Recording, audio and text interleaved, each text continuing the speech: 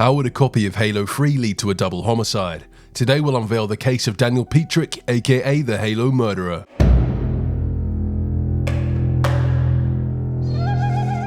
Brighton Township, Ohio, a small town that has a population of less than 1,000. One of these individuals was Daniel Petric, a teenager who went by Danny and attended high school like any other kid.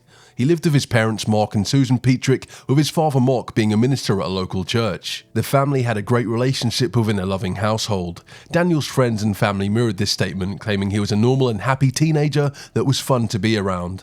Like his father, Daniel was passionate about religion and spent a lot of time reading the Bible. He received average grades at school and didn't get into too much trouble. From an outsider's perspective, Daniel was living a normal life and displayed no cause for concern. While snowboarding, Daniel had an accident, injuring his spine and leaving him with a staph infection. He was housebound whilst recovering from the injuries, and boredom would start occupying his mind.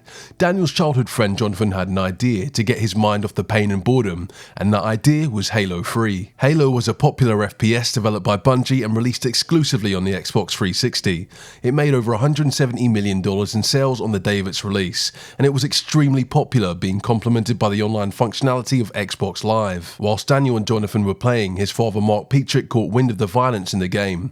As a man of God, Mark wasn't happy with his son playing this type of game, but Halo meant a lot to Daniel. It had given him a newfound energy, with boredom being a thing of the past. Daniel enjoyed the time playing with his friend Jonathan, but he wanted to own his own copy of the game.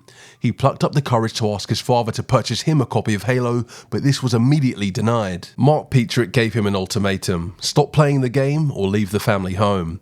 Daniel wasn't fazed by his father's demand and decided to stay at Jonathan's house over the weekend. The teens would play the game for up to 18 hours a day, barely having any rest. Daniel decided to sneak to the store and buy his own copy of Halo 3, but his father Mark took it from him when he entered the family home. Mark didn't want Daniel to find the game, so he had to think of a good hiding place where it wasn't easily accessible. Mark placed the game in a safe, which also housed a Taurus 9mm pistol. Daniel couldn't believe that his father had taken the game from him, with all types of thoughts running through his head. October 20th, 2007, approximately a week after Mark Petric confiscated his son's copy of Halo. At 1900 hours, Daniel walked into the living room where his mother and father were relaxing on the couch. He asked them to close their eyes because he had a surprise for them. When both parents complied, Daniel raised the handgun and started firing. His father was hit in the head, but he was still conscious. Mark Petric stated his head was numb and that he could see blood pouring from his head. Whilst he was seriously injured, Mark managed to survive the attack. Susan Petric was shot in the head, arms as well as her chest, and died due to her injuries. Daniel then placed the pistol in his father's hands and said, "Hey Dad, here's your gun, take it." Daniel believed his father would die, so he wanted the shooting to look like a murder-suicide. Not long after the shooting took place, a vehicle pulled up to the property. It was Daniel's sister Heidi and her husband Andrew.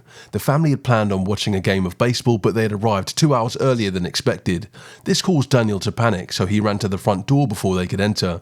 He told them that they couldn't come in because his parents had got into a fight, but the couple could hear faint screams coming from the house, so they barged their way through the door. It was at this point where Heidi witnessed both parents on the couch with devastating injuries. When Heidi called the police, Daniel decided to flee the scene. He took the family car and attempted to drive to a friend's house in Litchfield. The police apprehended Daniel before he could get there and placed him under arrest. December 15th, 2008, Daniel's trial was held in Lorain County Court, Ohio. Daniel decided against a trial by jury, which meant his sentence would be decided by the judge alone, James Burge. More than 20 of Daniel's friends and family attended the trial to support him by testifying, including Jonathan, the friend that introduced him to Halo. Daniel was upset and crying during the proceeding. Even his father Mark Petric defended him in court despite the injuries that he'd sustained and the loss of his wife. Mark went on to say that Daniel does not understand why he did something so terrible. Prosecutor Anthony Sillo painted Daniel as a heartless killer, as well as making the shooting look like a murder-suicide. The prosecution claimed Daniel knew that his family would be arriving at 2100 hours to watch the baseball. Daniel's plan was ruined when the family arrived 2 hours early, when the shooting had just taken place. A psychological report revealed that Daniel had been planning the murder a week before it took place. Daniel's defense attorney James Kersey didn't refute the facts of the shooting. Instead, instead arguing that video game addiction had affected Daniel's psychiatric condition. Kersey claimed that Daniel was insane and wasn't responsible for the crime due to mental illness. The defense claimed the stress of Daniel's spinal injury made him more susceptible of being influenced by the game, as well as being a juvenile. Petric claimed he was influenced by Halo and couldn't differentiate between death in the real world and death in a game. He didn't understand that death in the real world is permanent because he'd been playing violent games for so long. Daniel stated that if you die in a video game, you can simply restart the level, or if you're killed, you can simply respawn. Petric believed his mother would simply return to life after the shooting, or so he claimed. The defense refuted the claims that Daniel was a heartless killer by presenting the testimony of his friends and family. Kersey painted Daniel as an ordinary teenager whose mental illness was so overbearing that he took the copy of Halo with him whilst fleeing the crime. He stated Daniel had not planned the murder, despite psychologists claiming that he had. The judge, James Burge, convicted Daniel of aggravated murder, attempted aggravated murder, and tampering with evidence. These charges could warrant the death penalty, but this could not be passed on to Daniel due to him being a juvenile. He was sentenced to life in prison, with the possibility of parole after 23 years. This was the minimum sentence Daniel could receive, with the prosecution recommending no chance of parole. Daniel is currently serving his sentence at Grafton Correctional Institution and can be released as early as 2030. Daniel was interviewed 5 years after the shooting in prison. He maintains the story that he didn't understand the difference between reality and a video game, referencing the fact that he was only 16 years old. Mark Petric felt anger towards his son and mentioned killing him whilst recovering in hospital. He's since forgiven Daniel and wants the world to know about the dangers of video game violence. What are your thoughts on Daniel's case? Do you believe he couldn't tell the difference between reality and a game world? If you've made it to the end, thank you for watching.